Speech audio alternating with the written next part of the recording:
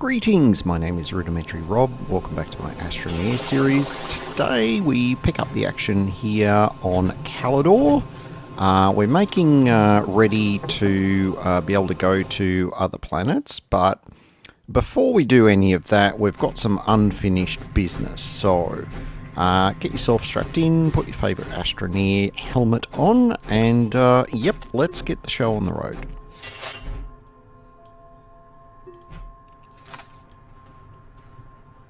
Now, the first bit of business that we're going to attend to in this episode is to deal with our previously adequate but now inadequate generator setup here at our base.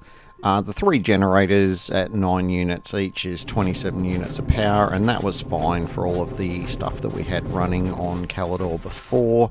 Not so good now, because we have an atmospheric condenser running, and as we know, that little sucker pulls down 20 units of power at a go, and all the other stuff wants a bit more than that. So first thing we did, we made ourselves a couple of bits of steel, and then we printed out this extra large platform, and we're going to move our generator setup onto that.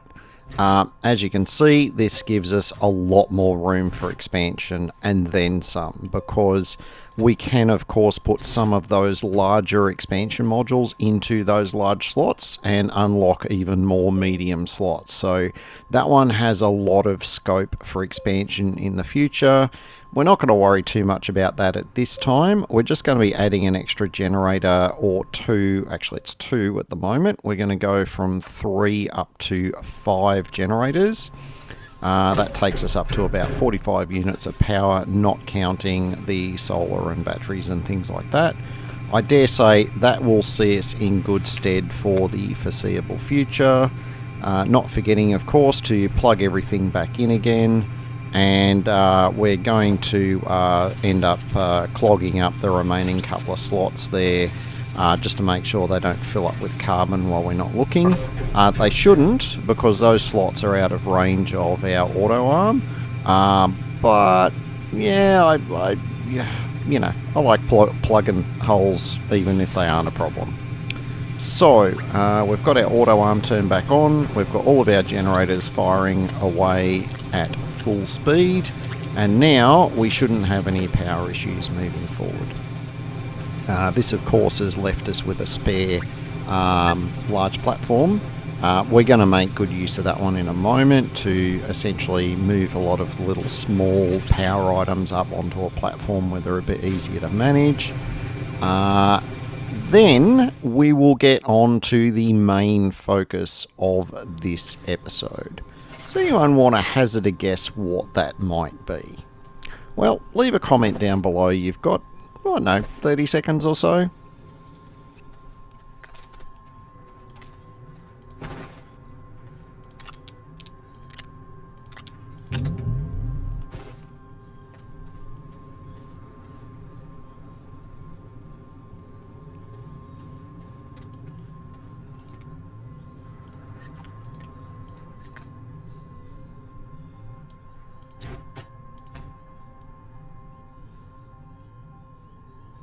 Yes, I assume you guessed correctly the moment you saw this big honkin' monster of a thing. Yeah, we are going to be going to the core of Calidor in this episode, and we have the full intention of activating said core. Now, to make up for amends of not having the footage for my previous detailed walkthrough of going to a core, I spent a bit of extra time in this one along the way to make sure that we do actually have all of the steps and it's all nice and clear. I did a lot of fast forwarding in between, but all of the important elements are there. So we have with us a generator, not entirely sure why, because we actually have enough power from those RTGs that we don't actually need any more power than what we have, but whatever. We also have some carbon to run the generator. I think in retrospect that I was bringing that with me to help me open more research samples. like the ones that need power. Having the generator there will let me open the ones that need a constant flow of power as opposed to the ones that you need to charge up. I think that was the logic. I say I think because I actually recorded this towards the end of February, and I am going on exactly a month later before I actually got around to editing it into an episode. Now, if you think that's bad, I've got another 7 recordings that I made that I also need to edit into episodes. So essentially I'm going to have episodes already, the content already recorded that I'm going to be editing over the next couple of weeks that are going to see me, in terms of publishing schedule, up until I'm going to say late April, early May at this rate, and I probably won't really get an opportunity to play much Astroneer in the meantime. It's not that I don't want to. I'm sort of a bit occupied with other stuff at the moment. I've been playing some Trailmakers. Anyone who's been following that series will be hopefully appreciating those. I've restarted my Valheim series, except this time it's hardcore. That one is being a little bit of a time sink at the moment. But I imagine all of those things will be somewhat more under control by the time I start running out of Astroneer footage to turn into episodes. If it isn't, I'll post something on the community tab just to let you guys know what's going on. If there's a brief hiatus from Astroneer, it will be brief. But at this stage, I'm not anticipating any issues. Now, we are digging down into the core of Calidor. Now, you'll notice we don't have a mushroom layer. Calidor is not big on mushrooms. It is big on crystals, though. So this is, I suppose, the equivalent layer in Calidor to the mushroom layer on whatever the other planets are that have mushroom layers. Sorry, I also have not been sleeping very well, so forgetting proper nouns is just part and parcel. One observation here though, we are starting to struggle a bit to get through these inner mantle layers with the drill on the vehicle. Now, the vehicle it's going okay. It hasn't got to the point where it can't, that we slow down to an absolute crawl. We're probably one material level short of that. But it is a bit of a warning for us with any future planets that we end up going to the core of. We're probably not going to be able to get away with the Mark 1 vehicle drill for much longer. We're going to need to start making the Tier 2 one. And we're starting to see that even more here as we just skim the very top layer of the inner core of the planet. So, yeah, I took this as notice that we need to do better for our next planet, and I honestly can't remember if we did or not. You're going to have to wait and see as well. Anyway, we are here where we came out at a bit of an awkward angle relative to one of those crystal-y things that pokes out from the middle of the planet. So we're just doing a little bit of a loop around here to try and get back to it at a level that we can then do our little, hook up with it to get down into the core of the planet. Now, for some reason, the drill just did not want to point down here, but that's fine.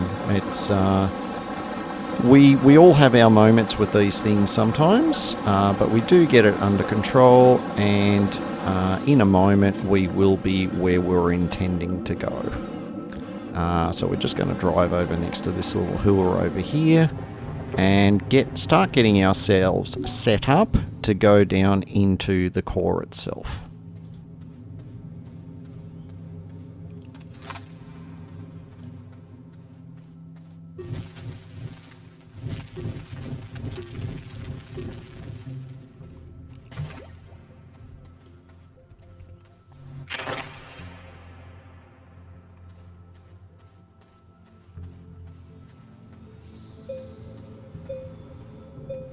Alright, whenever you get down into the core of the planet, you'll approach one of these little sort of purpley, spiry things.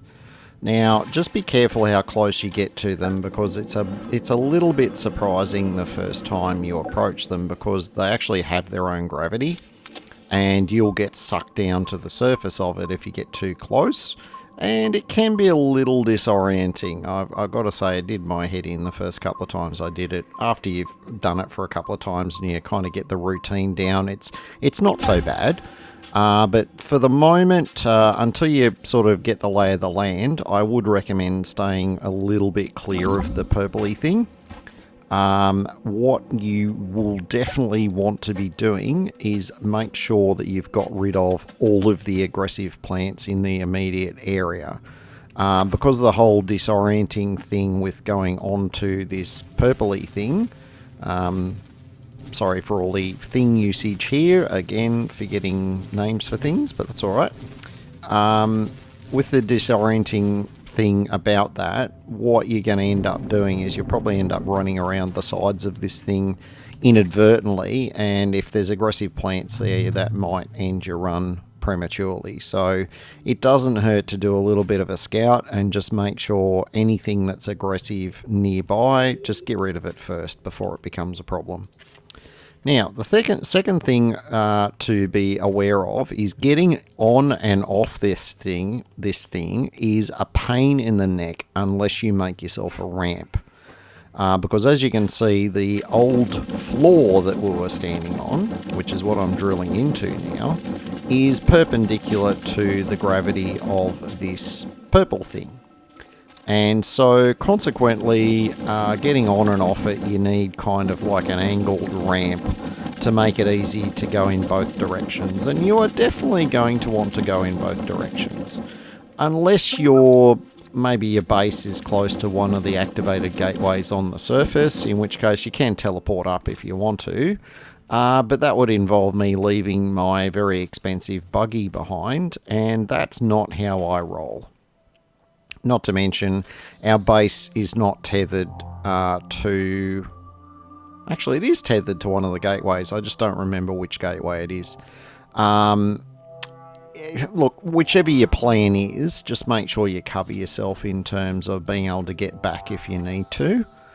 Now, you're going to want to run a tether line down here because, again, there's a bit of disorienting stuff going on with what you need to do down here, and even with a couple of air tanks, it's very easy to get low, and then it's a long way to come back to your rover. So if you've got a rover and you've got an oxygenator on it and you've got an active tether line, that's your safety net, and that's always a good plan when you're coming to the core.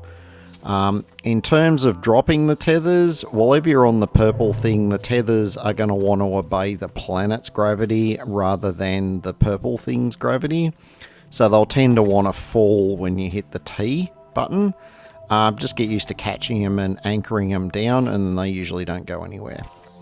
Now, when you get to the actual core itself, which is what we're standing on at the moment, I always put a tether on the lip so that when I fall in, I can see where I came in, so I don't get kind of lost trying to find my way out. And I've usually put tethers here as well. Again, they're falling towards the middle of the planet, so we're kind of upside down right now, which is why stuff is falling, away from us vertically. When we flip to the other side of this, we're going to see the same issue. Now, we're doing this run as if it were a dry run, say, for example, if you were going through it and you'd never done one of these before.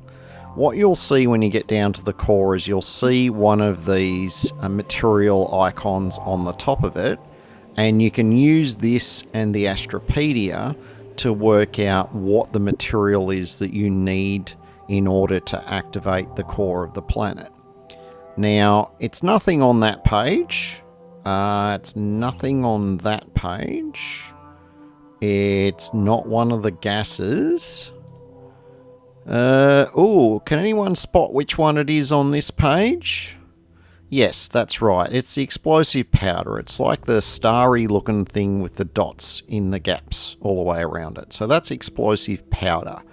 Now, whatever the material is at the core of the planet in terms of what you need to activate that core, it's always something that can be harvested or created on that planet. I don't think there's a need at least as far as I can remember. I don't remember Aatrox's, but pretty much all of the other planets, I am 100% certain that you can activate those with materials that you can source from the planet itself, and that would make sense. So here we are, we've just walked back to the surface. We basically drove the rover back to the surface, and we're going to make our explosive powder, and that's the recipe. So it's 2 carbon and 1 unit of sulfur to make 1 explosive powder. So you need 4 carbons and 2 units of sulfur to make the 2 explosive powder that you're going to want. Now when you're activating a core, technically you only need 1. But without spoiling it, I'm going to say please take 2. And what's going to happen, we'll show this in a little bit, but what's going to happen is the first one, actually each of them is going to give you a geometric triptych for that planet. One of those geometric triptychs we're going to use to activate the core. The other one we need somewhere else. Not going to spoil it. If you know, you know, but my intention is that I'm going to essentially activate all of the cores, collect all the triptychs, and then I'll show you in one episode how they're used. But for now, that's quite a ways off, and we're going to save that for another day. Now, in our little science spiel there that we did while we were waiting for the explosive powder to be made, we started with, I think, close to 130,000 science, which is quite a lot. And I noticed that I had the thing to unlock 100 blueprints. I think I was at, I don't know, 80 or 85. And I thought, you know what, I'm going to do that. So I just started going through my catalogue. I didn't care what it was, I just unlocked it. And I kept going until I had the unlock the 100 blueprints, and picked up the reward for that, which was another mini RTG. Then we picked up our explosive powder. We've drove back down to the core of the planet, and now we can make use of our tether line that we already had in place to run back to the core. And this is where we're going to be using our explosive powder. So we jump back into this this middle area. Yeah, the camera flips around a bit. You just get used to that after a while. And we're trying to jump onto this surface. It is a bit tetchy sometimes, but you should always be able to do it. Now, it doesn't matter which pedestal you use. You can any and all of these pedestals do the same thing. You plug, in this case, your explosive powder in, and it gives you your first geometric triptych. Just chuck that one on your backpack. Same deal here. We use the second explosive powder to get a second one. Now, with those 2 geometric triptychs, you can see that we're kind of locked in with these force fields now, because we have to use one of those geometric triptychs in this pedestal, which is vertically, it's kind of above the other 3. And that plugs into there, the little dais goes away, and boom, we've now activated the cores of 2 different planets now. And I don't believe you need to activate all of the gateways. I think you only need to activate 1, and then you can do the core. But I think there's an achievement or something to unlock all of the gateways on all of the planets, and so that's what I'm doing. It's either that or the thing that we're going to cover at a later date requires you to have all of the gateways unlocked on all of the planets. I can't remember. There is a valid reason for it, but honestly, I haven't been that far advanced in a playthrough in a very long time. I have a habit of getting to a point and then just getting really distracted and just not following through, which is why in this playthrough I'm not going to do that. I'm going to make sure I have unlocked and completed literally everything before I put this playthrough down. Now, something I didn't really cover, when we came back to the surface and got our explosive powder, we actually stripped a few items off the rover to make room for science samples, and we filled the rover with science samples before we came back to the surface. So Yeah, just to make it a bit more productive. Now, we're looking at anything else that we can kind of knock out in terms of missions. And I can't remember what we're able to do and what we're not able to do.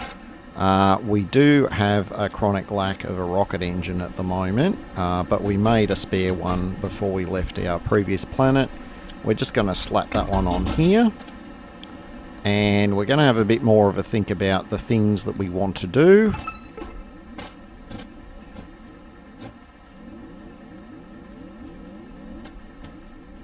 And having had a bit of a think about the things that we want to do, unfortunately, we want to end the episode at this stage. If you've enjoyed it, don't forget to give me a thumbs up and to consider subscribing if you're not already subscribed. Until next time, my name is Rudimentary Rob. Thank you very much for watching, and make sure you have an absolutely fantastic day.